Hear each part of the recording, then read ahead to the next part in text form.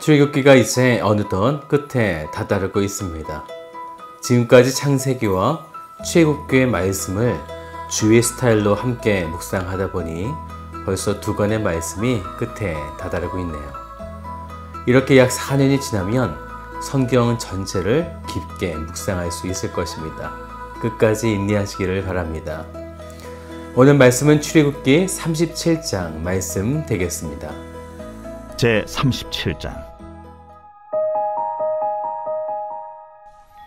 부살렐이 조각목으로 궤를 만들었으니 길이가 2규빗 반, 너비가 1규빗 반, 높이가 1규빗 반이며 순금으로 안팎을 싸고 위쪽 가장자리로 돌아가며 금태를 만들었으며 금고리 넷을 부어 만들어 네 발에 달았으니 곧 이쪽에 2고리요 저쪽에 2고리이며 조각목으로 채를 만들어 금으로 싸고 그 채를 궤 양쪽 고리에 꿰어 궤를 매게 하였으며 순금으로 속죄소를 만들었으니 길이가 2규빗 반, 너비가 1규빗 반이며 금으로 그룹 둘을 속죄소 양쪽에 쳐서 만들었을 때 한 그룹은 이쪽 끝에 한 그룹은 저쪽 끝에 곧 속죄소와 한 덩이로 그 양쪽에 만들었으니 그룹들이 그 날개를 높이 펴서 그 날개로 속죄소를 덮었으며 그 얼굴은 서로 대하여 속죄소를 향하였더라. 그가 또 조각목으로 상을 만들었으니 길이가 2규빗, 너비가 1규빗, 높이가 1규빗 반이며 순금으로 싸고 위쪽 가장자리로 돌아가며 금태를 둘렀으며 그 주위에 손바닥 넓이만한 턱을 만들고 그 턱 주위에 금으로 태를 만들었고 상을 위하여 금고리 넷을 부어 만들어 네 발 위 네 모퉁이에 달았으니 그 고리가 턱 곁에 있어서 상을 매는 채를 꿰게 하였으며 또 조각목으로 상맬 채를 만들어 금으로 쌌으며 상 위에 기구 곧 대접과 숟가락과 잔과 따르는 병을 순금으로 만들었더라.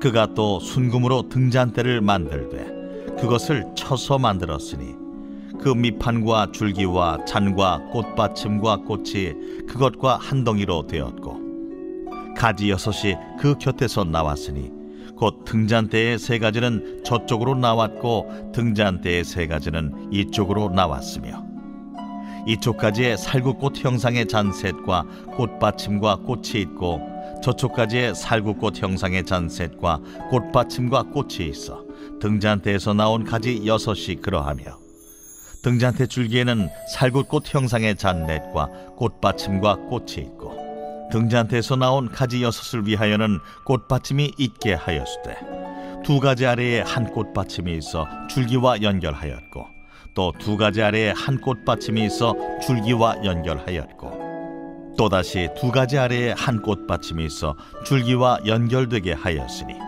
이 꽃받침과 가지들을 줄기와 연결하여 전부를 순금으로 쳐서 만들었으며 등잔 7과 그 불집게와 불똥그릇을 순금으로 만들었으니 등잔대와 그 모든 기구는 순금 1달란트로 만들었더라.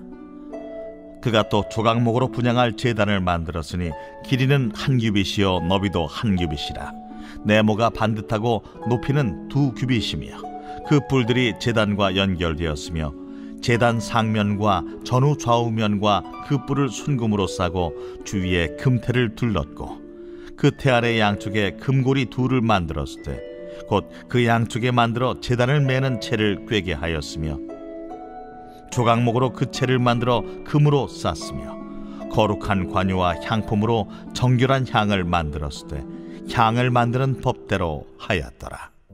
오늘 우리가 함께 본 37장은 36장에서 만든 성소 안에 들여놓은 기구들, 즉 언약궤와 떡상과 등잔대와 분향단을 만드는 내용입니다. 성막의 구조물은 이름이 알려지지 않는 무명의 사람들로 만들어졌다면 이 성전에서 사용되는 기구들은 부살렐이 만들었다고 정확하게 명기하고 있죠. 그 부살렐이 마지막 29절에 보면 법대로 하였더라 라고 말씀하고 있습니다. 이 성전 기구들은 단순히 떡상과 분향단 같은 것이 아니라 그 하나하나에 영적 의미가 있다는 것이죠. 오늘 37장을 이해하기 위해 쉽게 두 개의 단락으로 나누어 볼 수 있는데요.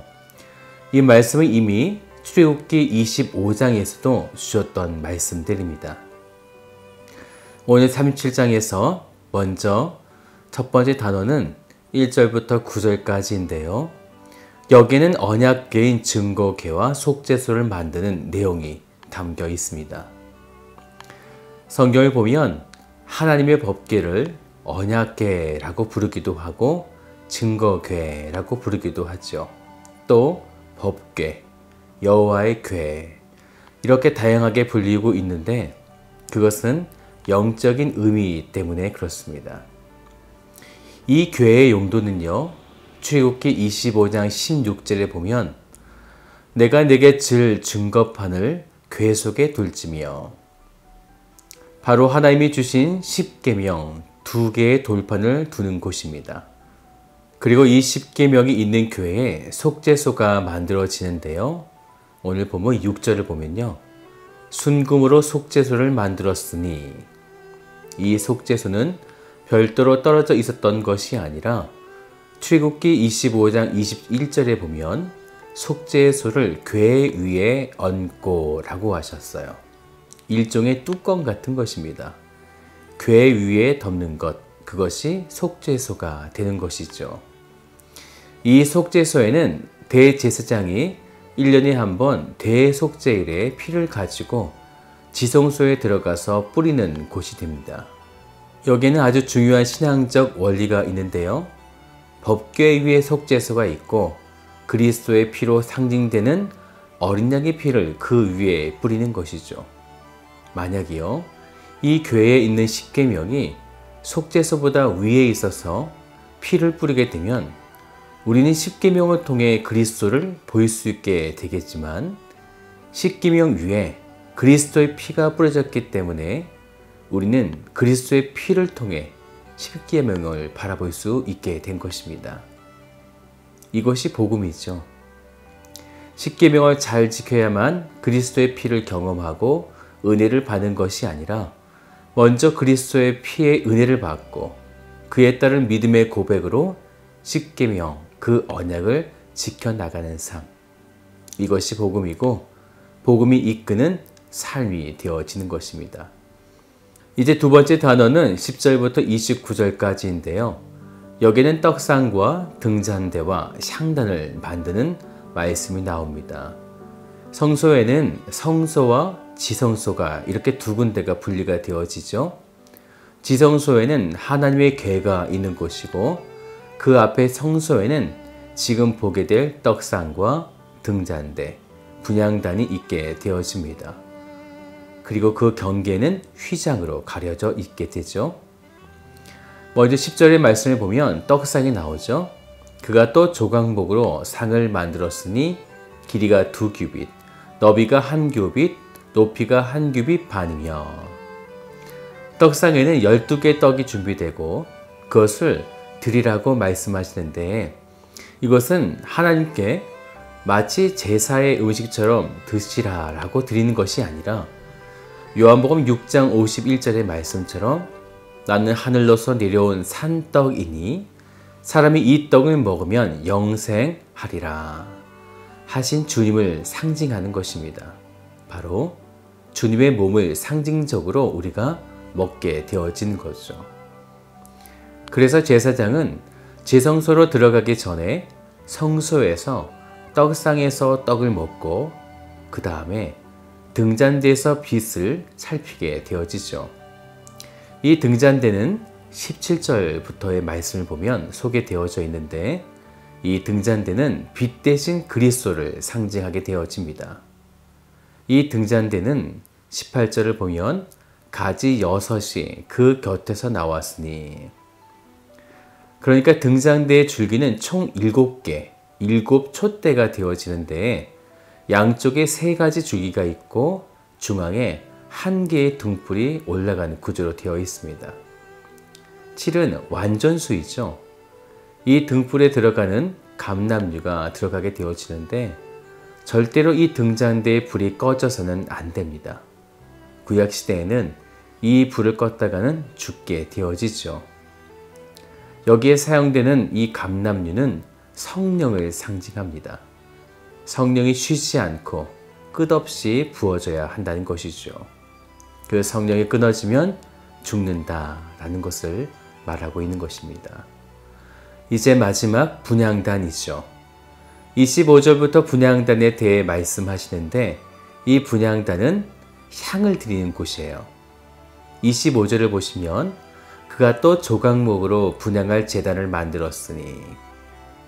그런데요, 이 성소에서 사용되는 기구들인 떡상과 분향단에는 조각목이 사용되어지는데 이 조각목은 가시돋친 나무로 죄로 형벌받은 인간을 의미하고 있습니다.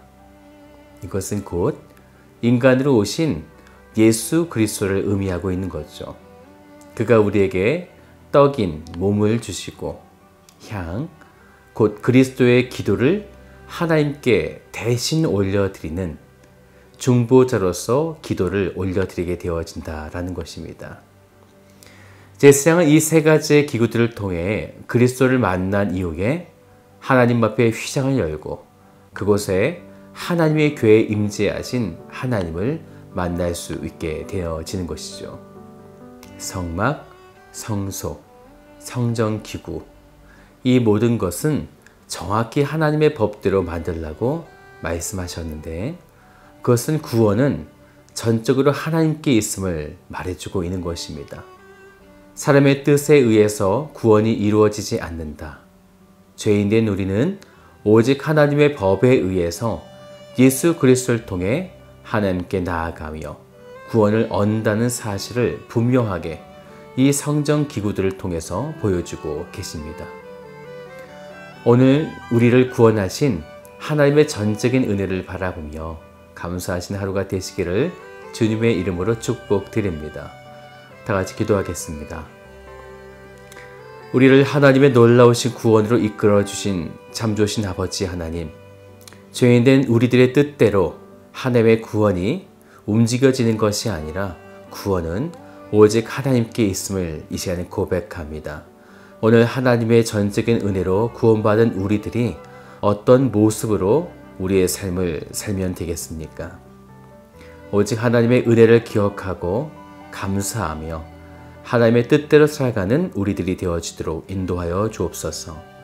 오늘도 우리를 이끌어 가실 주님을 찬양하며 참 좋으신 예수 그리스도의 이름으로 기도드립니다. 아멘.